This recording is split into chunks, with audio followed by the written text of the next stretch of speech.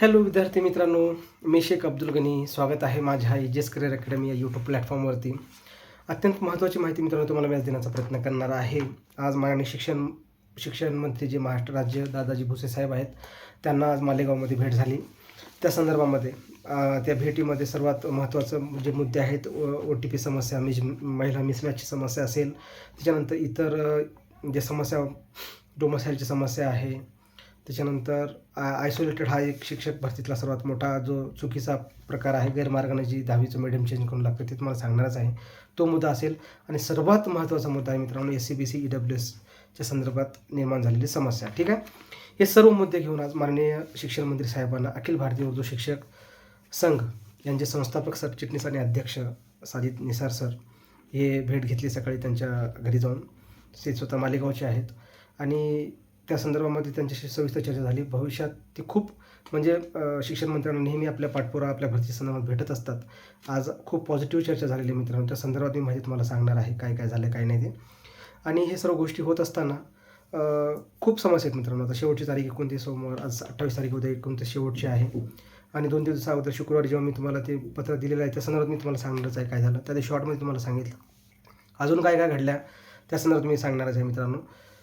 तोपर्यंत जो कोणी नवीन असेल चॅनल सबस्क्राईब करा. नवीन माहिती तुम्हाला ऑथेंटिक इथनं देण्याचा प्रयत्न करा मित्रांनो. ठीक आहे, चला मी जास्त वेळ घेत नाही, महत्त्वाच्या मुद्द्याला सुरुवात करतो मित्रांनो. शेवटची जे 15 तारखेला आपले फॉर्म भरण्याची प्रोसेस सुरू झाली, ती प्रोसेस 29 तारखेला संपणार आहे, उद्या. ठीक आहे, ह्या उद्या संपणार आहे, परंतु खूप समस्या ह्या निर्माण झाल्या आहेत. खूप काही गोष्टी अपुऱ्या राहिलेल्या आहेत, खूप गोष्टी अधुऱ्या राहिलेल्या आहेत, जे पूर्ण झालेल्या नाहीत मित्रांनो. खूप समस्या, उदाहरणार्थ महिला मिसमॅचच्या संदर्भ असेल. महाराष्ट्रातील प्रत्येक जिल्हा परिषदमध्ये तुम्ही जर गेले तर प्रत्येक ठिकाणी महिलांची गर्दी पाहायला तुम्हाला भेटते.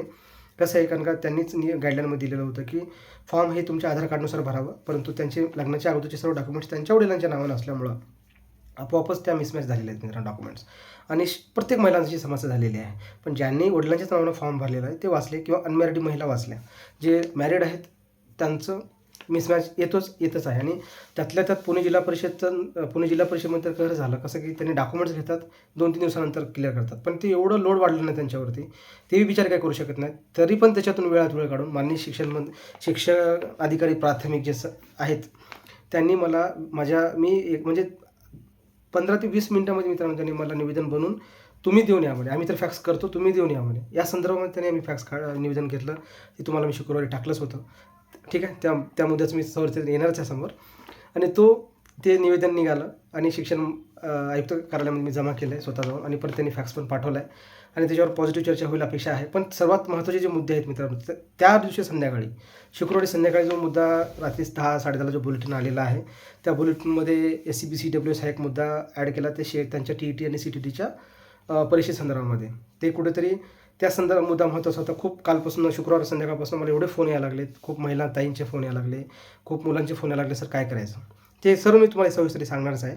पण ह्याच्यामध्ये आज माननीय साजिद निसार सर शिक्षण मंत्री यांना भेटल्याच्या नंतर त्याच्यामध्ये डोमसाईलचा मुद्दा घेतला, महत्त्वाचा मुद्दा, जे 14 मेच्या नंतर इश्यू करत नव्हते. पण तुम्हाला एक अजून सांगू गोष्ट, डोमसाईल हे काय मेरिटचं भाग नाही आहे. ठीक आहे, मेरिटचा भाग नाही, त्यामुळे ते डोमसाईल महाराष्ट्रीयन रहिवासी आहेत हे दाखल्यासाठी फक्त डोमसाईल लागते मित्रांनो. जरी तुम्ही म्हणत असाल की डोमसाईल नाही निघालं तरी ते मुलं फॉर्म भरणारच आहेत. त्याला किती जरी विरोध केला तुम्ही फॉर्म भरणारच आहे. तुम्हाला एक अजून शॉर्टकट सांगतो, 10वीच्या TCवरती तुम्ही महाराष्ट्रीयनचा उल्लेख असतो. ठीक आहे, तुमचं बर्थ प्लेस यावर उल्लेख असते. त्यानंतर पुढील शिक्षणासाठी हे शाळा सोडण्याचं कारण असते, शाळा कुठं झाली ते सुद्धा लिहिलेलं असते. आणि ती जरी जाऊन कोर्टात जर गेलं तर ती कोर्टात किती केस स्टँड होती मित्रांनो. त्यामुळे तुम्ही असं समजू नका की बाबा डोमसाईलमुळे खूप मुलं बाहेर पडतील आणि माझा नंबर लागेल. ही स्वार्थी भावना थोडंसं बाजूला ठेवा. ठीक आहे, त्याच्या संदर्भात मी तुम्हाला शेवटी घेणारच समाचार सर्वांचा. पण तो एक मुद्दा आहे. आणि खूप मुलाचे डोमसाईलवर सहज तुमच्या 10वीच्या TCवरती ज्याला आपण LC म्हणतो, लिव्हिंग सर्टिफिकेट, त्याच्यावर लिहिलेलं असते तुम्ही कुठले आहात, शाळा सोडण्याचं कारण काय, 10वी कुठं शिक्षण झाली, बर्थ प्लेस कुठं आहे, सर्व लिहून नसते. त्याचं ते पुरावा तुम्हाला पुष्कळ आहे. आणि 15 वर्ष जर तुम्ही महाराष्ट्रात 2010च्या अगोदर तुमची 10वी झालेली असेल ना, तरी तुम्ही आपोआपच महाराष्ट्रीयन रहिवासी झाले. कारण 15 वर्ष जर एखाद्या राज्यात राहता तुम्ही, तर तुम्हाला तिथला अधिकार भेटतो, हे तुम्हाला माहीत पाहिजे. ठीक आहे, त्यामुळं फंडामेंटल राईट्समध्ये जे आहेत ना, नागरिकत्व एक भाग आहे कॉन्स्टिट्यूशनमध्ये, भाग 2मध्ये, ते बघून घ्या नियम काय सांगतात काय नाही जे. ठीक आहे, ते आता तुम्हाला कळून जातील. ठीक आहे, दुसरा मुद्दा असा की ते सोडून जातं, विषयांतर झाला. तिसरा मुद्दा की डोमसाईलचा झाला मिसमॅचच्या संदर्भात मित्रांनो. अक्षरशः मला रडत होत्या मित्रांनो फोन करून. अक्षरशः तिथं शिक्षणाधिकारी जिल्हा परिषदमध्ये महिला परेशान होते, लहान लहान बाळं म्हणजे म्हणजे बार्शी, जुन्नर, आंबेगाव म्हणजे बार्शी, जुन्नर, नारायणगाव इथनं एवढं लांबवरनं आलेले आहेत इंदापूर मिसमॅचसाठी. कुठे? पुणे जिल्हा परिषदला. फक्त DT CTTच्या या मिसमॅचमध्ये कसं वडिलांचं आणि मिस्टरांचं नंबरमध्ये गडबड झाल्यामुळं. ठीक आहे. आता मला सांगा, जर त्यांचं जर मिसमॅच क्लिअर नाही झाला, चांगले मार्क असूनसुद्धा त्यांना जर फक्त एका छोट्याशा गोष्टी, रजिस्ट्रेशन हा काही महत्त्वाचा मुद्दा नाही, ह्या गोष्टीमध्ये त्यांना बाहेर पडत असेल, तर तुमची मानसिकता किती स्वार्थी याच्यावर लक्षात येते मित्रांनो. तुम्ही असं विचार करताय की डेट वाढली नाही पाहिजे आणि ही लोकं बाहेर पडले पाहिजे. तुम्हाला कोण अधिकार दिला त्यांना बाहेर काढण्याचा? तुम्हाला कोण अधिकार दिला आहे? या बाणगुळाविषयी तर मी बोलणारच आहे आता शेवटी, पण आताच सांगतोय मी. ठीक आहे. तुम्हाला कोण अधिकार दिला त्यांना बाहेर काढण्याचा? त्यांना अधिकार नाही का? त्यांना कोण संविधानाला अधिकार दिला नाही? तुम्ही जसं कोर्टात जाण्याचा प्रत्येकाला अधिकार आहे, तसंच प्रत्येकाला तिथे पण जाऊ शकतात ना कोर्टात. उद्या भरती गोष्टी येईल, मग नंतर 4 महिने खेळत बसा. त्यापेक्षा आत्ताच जर 10 दिवस त्यांना जर वाढून त्यांचा मिसमॅच क्लिअर झाला, त्या महिलांचा काय दोष आहे? आधार कार्डवरनं फॉर्म भरा म्हटले, नंतर डॉक्युमेंट्समध्ये त्यांच्या वडिलांच्या नावावर ते मिसमॅच ऑटोमॅटिक येणारच ना. हा महत्त्वाचा मुद्दा आहे मित्रांनो.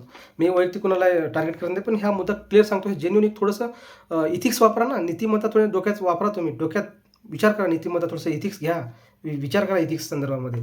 नीतिमत्ता काय असते काय नाही वाचा थोडंसं. ऑप्शनल विषय आहे UPSC MPSCला मेन्सला, ह्याच्यासाठीच असते. स्वार्थी भावना मनातून निघून गेली पाहिजे. सर्वांचा सर्वसमावेशक विचार आला पाहिजे या संदर्भामध्ये. ठीक आहे. तो सोडून द्या, खूप विषय झाला. या संदर्भात माननीय शिक्षण मंत्री साहेबांना साजिद सरांनी विनंती केली. त्याच्यानंतर सर्वात अजून एक महत्त्वाचं मी घेणार आहे, सर्व मुद्दे घेतो. आणि त्याच्यानंतर आयसोलेटेड हा एक मुद्दा आहे मित्रांनो. आयसोलेटेड काय प्रकार आहे तुम्हाला सांगतो. आयसोलेटेड हे 10वीला एक विषय फक्त 100 मार्काचा, उर्दू हा विषय देऊन मराठी माध्यमाचे व इतर सर्व कोणते माध्यम असतील ते मुलं परीक्षा देतात 100 मार्काचा पेपर. ठीक आहे. आणि उर्दू विषय कसं तरी कॉपी सेंटरवरनं 35 मार्क घेऊन उर्दू पास होतात. ठीक आहे. कोणीतरी बसवतात, पैसे देतात, म्हणजे फ्रॉडच आला शेवटी. मग पास होतात. नंतर मग 10वीचं माध्यमच चेंज करतात डायरेक्ट, वेगळी मार्कशीट लावून. याचे खूप मोठे मोठे नेते आहेत. ते आता मला वैयक्तिक कुणावर जायचं नाही, त्यांचं झालं, पण आता नंतर त्यांनी करू नये, मी त्यांना विनंती करतोय. मी त्यांना राग करत नाही. दुसरा मुद्दा की ते मीडियम चेंज झालं की मग त्यांची निवड उर्दू शाळेवर होते किंवा कन्नड शाळेवर होते, ज्या ह्याच्यात तुम्ही आयसोलेटेड सर्टिफिकेट काढले, किंवा तेलुगू होते, किंवा इतर विषयावर जे आपल्याला जमत नाही, माध्यमाची शाळा. ठीक आहे. बेंगॉली माध्यम, अशा शाळेवर त्यांची निवड होते. मग तिथे गेल्यानंतर तुम्हाला मराठी माध्यमात नसल्यामुळे तुम्हाला बेंगॉली शिकवता येते का, कन्नड शिकवता येते का, उर्दू शिकवता येते का? ठीक आहे. मान्य करू, 6 ते 8ला जर तुमची निवड झाली तर तुम्ही एखादा भाषाविषयी शिकू शकाल. कोणतं? इंग्रजी शिकू शकाल, मान्य करू. ठीक आहे. हिंदी शिकू शकाल, मान्य करू. मराठी शिकू शकाल, मान्य करू. 1 ते 5ला ज्यांची निवड झाली त्यांनी काय करायचं? कारण एका शिक्षकाला सर्व विषय शिकवावे लागतात. मग तुम्ही ते माध्यममध्ये शिकू शकता का? एक सरासर तुम्ही स्वतःला सोबत तर फसवता, पण येणाऱ्या गरीब यांचं भावी पिढी उद्ध्वस्त करताय मित्रांनो तुम्ही, हे आयसोलेटेड मुलांचं. त्यांना तर यावेळेस 100% ते बाहेर पडतील. यासाठी साजिद सरांनी खूप पद्धतशीरपणे प्लॅनिंग केलेली आहे. जो कोणी आयसोलेटेड काढलेला असेल त्यांनी कृपया करून विचारपूर्वक फॉर्म भरा रजिस्ट्रेशनचा आता. नंतर तुम्हाला कोणीच वाचवलं येणार नाही. तुम्ही ज्यांच्यावर म्हणजे तुम्हाला जे पण गाईड करतात ते पण तुम्हाला येणार नाही मित्रांनो. तुम्ही स्वतः आयुष्यभर घरी बसणार. मी तुम्हाला ग्वाही देतो. बघा तुम्ही काय म्हणलं म्हणशाल. तो विषय वेगळा झाला. ठीक आहे. आता सर्वात महत्त्वाचा मुद्दा आहे मित्रांनो SCB-CWSचा. ठीक आहे. आता मी या मुद्द्यावर येतो. हा मुद्दा खूप गरजेचा आहे आणि खूप परेशान आहे. हा कसा मुद्दा आहे मी तुम्हाला सांगतो.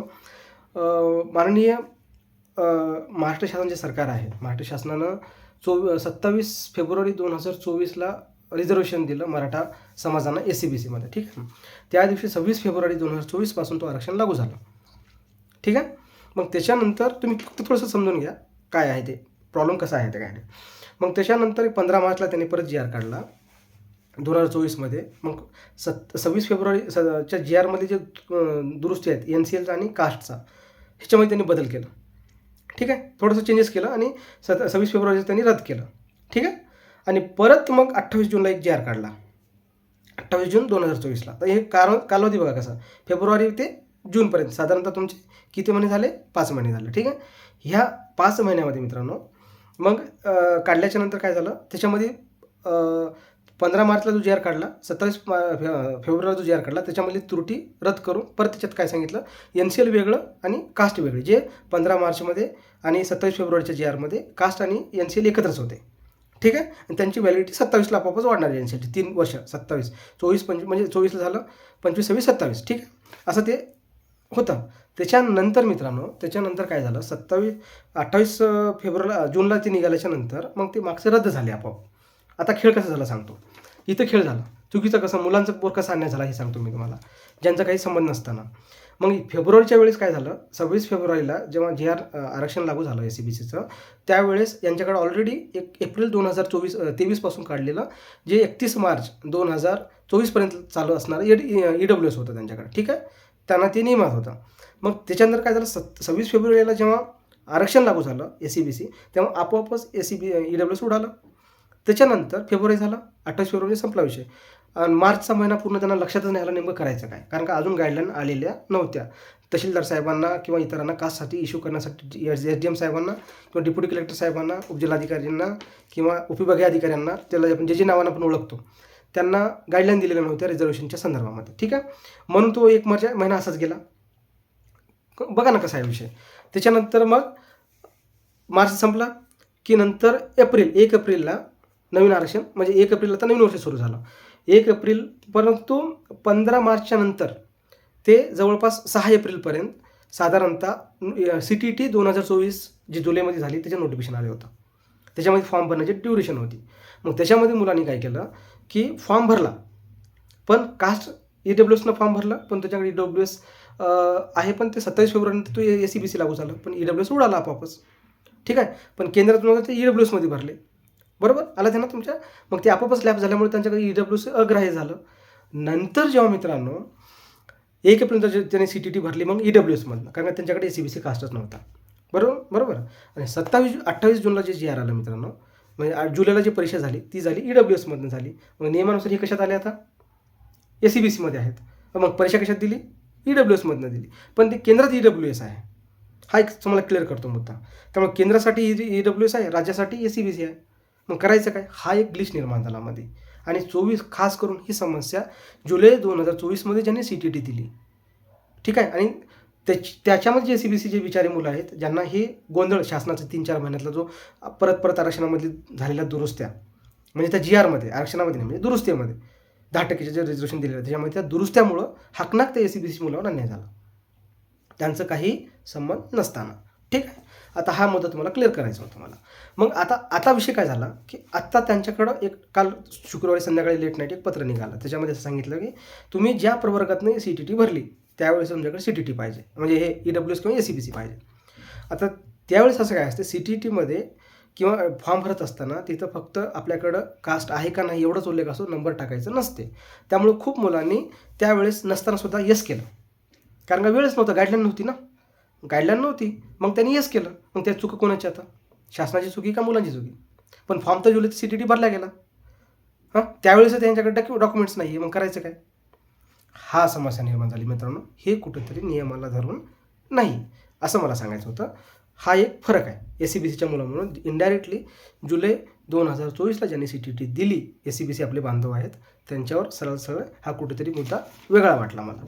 ठीक आहे, जे नियमाला धरून वाटत नाही. त्यामुळे त्यांच्यावर जो झालेला आहे विषय, त्यांचा जो अन्याय झालेला आहे, कुठेतरी असं मला वाटते खरंच अन्याय झालेला आहे. त्यामुळं यांनी आता ह्याच्या समोरचे मार्ग काय ते तुम्हाला सांगतो, पण हा एक तुम्हाला मुळातच कळत नाही ना की फरक काय झालं, त्याच्यावर अन्याय कसा झाला, प्रत्येक वेळ खोडून दाखवावं लागतं. नाहीतर परत काय म्हणणार की बाबा हे सर SCBCची साईड घेत आहेत. चुकीचं नाही मित्रांनो, जे आहे ते सत्य बोलतो मी कुणाची साईड घेत नाही, मी सत्य बोलतो आहे. डोमसाईलची साईड घेतो, तोंडावर बोलतो आहे. आज मला काल 3 दिवसापासून टोल करायचं आहे, त्याचं कारण मी सांगतो. आज हे जर आता ह्याच्यानंतर काय टोल, मला काही फरक पडत नाही. आज YouTube बंद करून दुसरं YouTube चालू करतो, नाही केलं तर मला YouTubeची गरज बी नाही. मी काय एवढा कमर्शियल नाही की रोज टाकत बसू. ठीक आहे, आणि यांना बोलणं म्हणजे यांची लायकी बी नाही याला बोलणं म्हणजे. ठीक आहे, आणि त्याच्यावर मी काय करणार, मी नंतर शेवटी समाचार घेतो तुमचा. पण हा एक फरक होता मित्रांनो. ठीक आहे, हा असा फरक असल्यामुळे इनडायरेक्टली कुठेतरी त्यांच्यावर अन्याय झाला आहे. पूर्ण अभ्यासपूर्वक सांगतोय, बघून घ्या तुम्ही GRच्या संदर्भात. आणि सर्व ह्याच्यामध्ये एकही तुम्हाला मिसमॅच चुकीचं वाटणार नाही. जे SCBC बांधव त्यांना हे माझा मुद्दा कळाला. जर तुम्हाला कळत नसेल तर थोडं स्लोमध्ये व्हिडिओ पाहून घ्या, जेणेकरून तो मुद्दा कळेलच. ठीक आहे, आता राहिला प्रश्न EWS पॅरलल झालं. मुलांकडं ओपन CTTमध्ये EWS ऑप्शनला काही रिझर्वेशन आहे, पण राज्यानं 23ला दिलेलं आहे. ठीक आहे, पण केंद्रामध्ये आजही ते ओपनमध्येच फॉर्म भरावं लागतं, EWS ऑप्शनच राहत नाही. ठीक आहे, मग आता त्यांनी जर कॅटेगरीत पास झाले असेल तर 2023च्या भरतीमध्ये एक पत्र निघालं, जे काळे सर जे आयुक्त कक्षाधिकारी त्यांच्या पत्राचं आहे त्यांच्याच नावानं आहे, तर त्यांच्या सही शिक्क्यानिशी. तर त्यांनी त्याच्यामध्ये सर्व जे मागासवर्गीय बांधव आहेत, ज्याच्यात SCBC आहे, EWS आहे, इतर काही जे कॅटेगरी आहेत, त्यांना 5% सवलत दिलेली आहे मित्रांनो. ठीक आहे. भले तुम्ही तिथे नॉन क्वालिफाईड दाखवलं असले तरी त्या पत्राचा संदर्भ घेऊन ते पत्र मी टेलिग्रामवर टाकेलच, तुम्ही घेऊन घ्या. डिस्क्रिप्शनमध्ये टेलिग्राम लिंक आहे.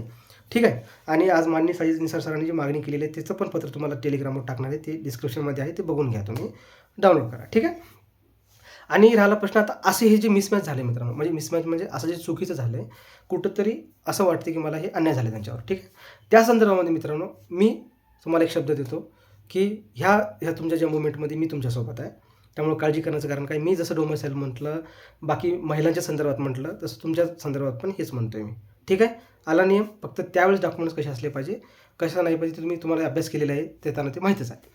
आणि EWS आता विषय घेतो. EWSमध्ये कॉमन तुम्हाला जसं आहे तसं रँडम पाहिजेच, परंतु काही मुलांकडे त्यावेळेसचं EWS नव्हतं. कारण का काही चुकीमुळं किंवा डॉक्युमेंटेशनमुळे. जुलै 2024च्या CTTचा प्रश्न आहे मित्रांनो हा. इतर प्रश्न नाही आहे. त्याच्या अगोदर त्यांच्याकडे EWS होतं, ते व्हॅलिड आहेत. त्यामुळे काळजी करू नका तुम्ही. ठीक आहे. त्याच्या अगोदर समजा डिसेंबर 23ला जे तुम्ही हे दिले काय CTT दिली किंवा जुलै 23ला जी CTT दिली त्याला EWS आहे, तुम्हाला काळजी करण्याचं कारण नाही, ते व्हॅलिड आहे. ठीक आहे. आणि त्याच्यात खरी कमाल झाली 27 फेब्रुवारी 2024च्या नंतर.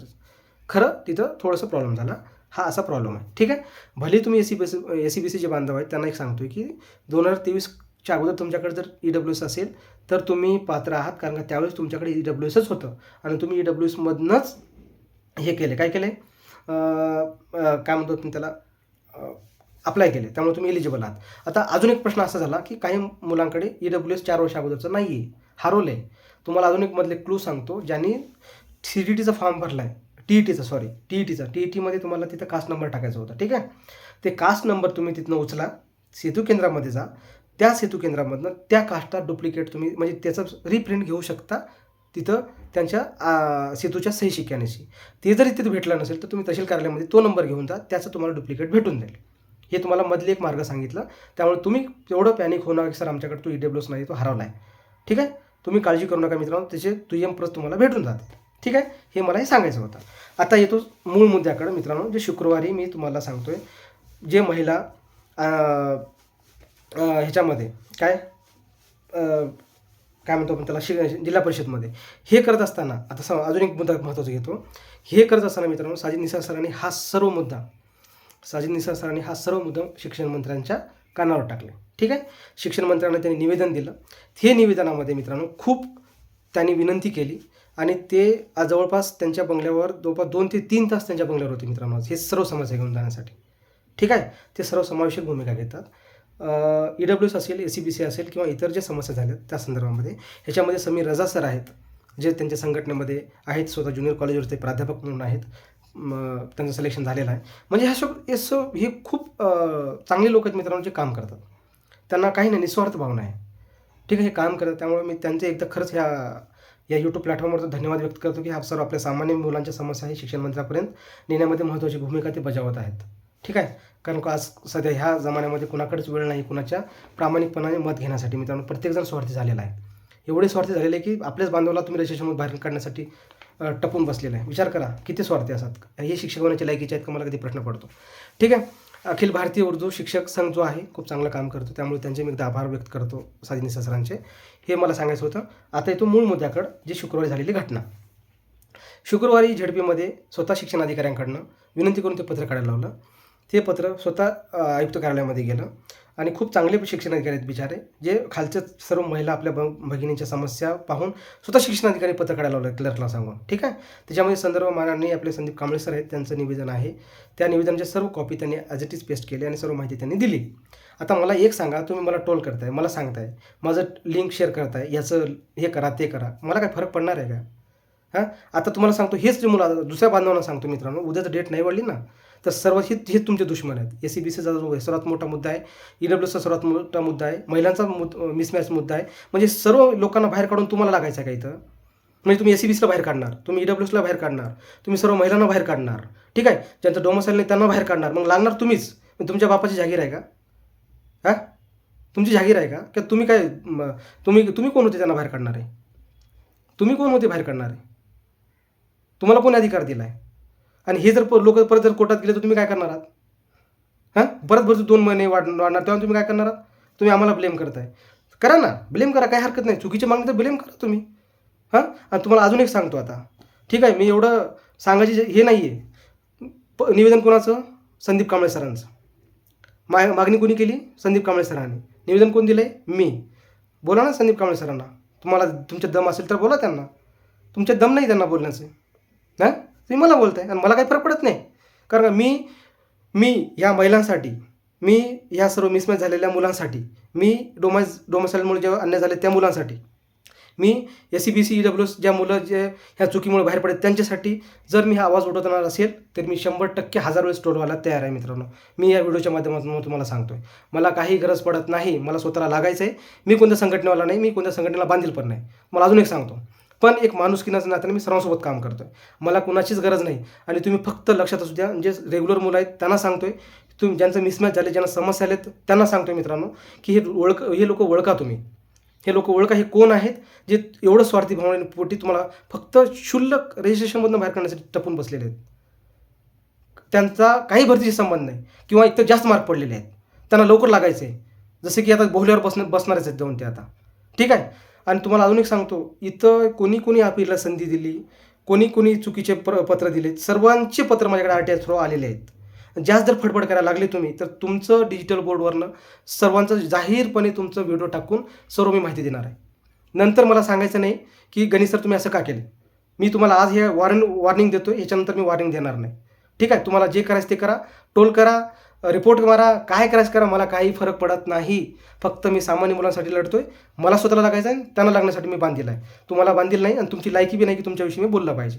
ठीक आहे. मागच्या फेजमध्ये तुम्ही होते, तुम्ही काय दिवे लावले आम्हाला सर्व माहिती आहे. तुम्ही आता मला नका सांगू. आणि यांचे सर्व फोन कधी यायचे काय सर्व माहिती आहेत मला. याचे माध्यमं कोण आहेत सर्व स्क्रीनशॉट माझ्याकडे आले. नावासकट परीक्षा परिषदेला तुम्ही कोणते निवेदन दिले, शिक्षण आयुक्त कार्यालयात कोणते निवेदन दिलेले आहेत त्याचे सर्व PDF कॉपी माझ्याकडे आहेत. आज तुम्हाला मी जाहीरली पब्लिकली सांगतोय मित्रांनो. आणि ज्या दिवशी ज्यांनी माझ्या चांगल्या कामामध्ये विरोध करण्याचा प्रयत्न केला तर पब्लिकली तुमचे यूट्यूबवर व्हिडिओ टाकणार आहे डिजिटल बोर्डवर माझ्या क्लासवरनं जाऊन. तुम्हाला अजून सांगतोय. त्यामुळं शांत राहा. शांततेत सर्व काही गोष्टी होते आणि सर्वांसाठी मी लढणार आहे. तुम्हाला अजूनही सांगतो, ज्याला जे करायचं ते करा. मी ह्या व्हिडिओच्या मधनं सांगायचं होतं.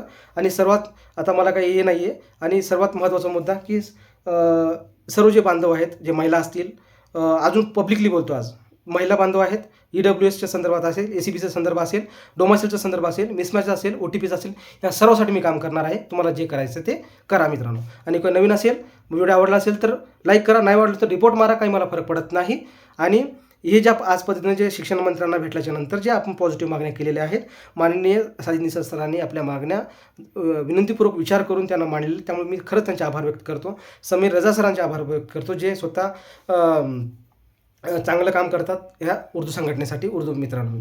त्यामुळं जे सर्व चांगले लोक आहेत त्यांचे आभार व्यक्त आपण केलंच पाहिजे मित्रांनो. संदीप कांबळे सरांचे आभार व्यक्त केलं पाहिजे, जे सर्वसमावेशक भूमिका घेतो. मी पण सर्वसमावेशक भूमिका घेणारा माणूस आहे. मी राजकारणी नाही, मला नोकरीला लागायचं आहे, हे क्लिअर करतो तुम्हाला. त्यामुळं मला ह्या बाणगुळामुळे, सामान्य 4 बाणगुळामुळे बाकीच्या 96 लोकांवर मला अन्याय होणारा मी पाहू शकत नाही. ते माझ्या तत्वात बसत नाही. ठीक आहे मित्रांनो, मी जास्त वेळ घेत नाही. त्यामुळे सर्वांना विनंती करतो, नवीन असेल तर लाईक करा, चॅनलला सबस्क्राईब करा आणि माहिती जास्तीत जास्त गरजूपर्यंत शेअर करा मित्रांनो. धन्यवाद.